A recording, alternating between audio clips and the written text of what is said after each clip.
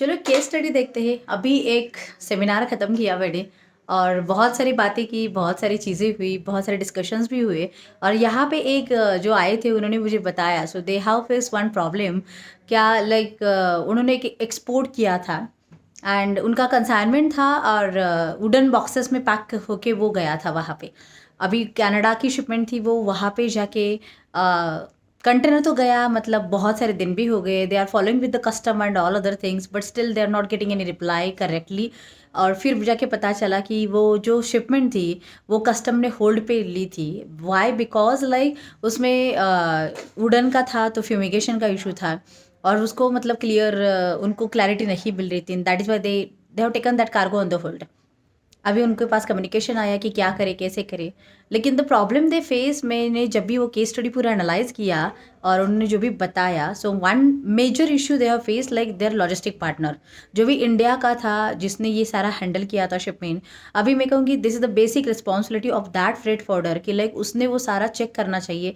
Check in the sense कि जब भी अगर इशू होता है so they should be like their extend their helping hand out of the way, जाके उन्होंने हेल्प करनी चाहिए।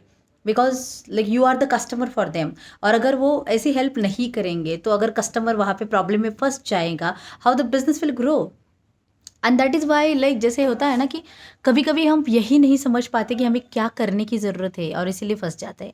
सो अभी ये जो इश्यू मैंने अभी कहा, तो हुआ क्या था, जो भी फ्यूमिगेशन था, तो शायद हो सकता है कि जब भी आप LCL कंसाइनमेंट भेजते हो और एक पूरा कंटेनर में जाके वो FCL बन के आगे चलता है।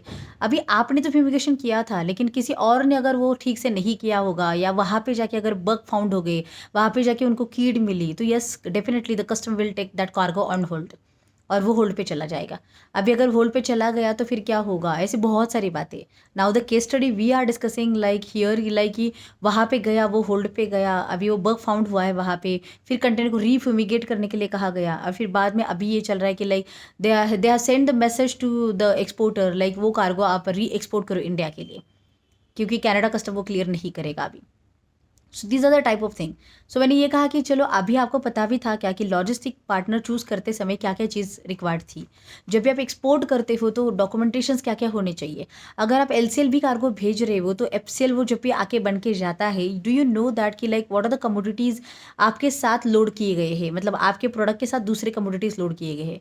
Then only might be you can get the idea like क्या करना चाहिए, क्या नहीं करना चाहिए, क्या हैम्पर हो सकता है आपके प्रोडक्ट के ऊपर। डॉक्यूमेंट्स अगर ये नहीं जाते तो क्या होगा, दूसरे कंसाइनमेंट किसके है, उसने सच में ये सारी प्रोसीजर फॉलो की है या नहीं की है।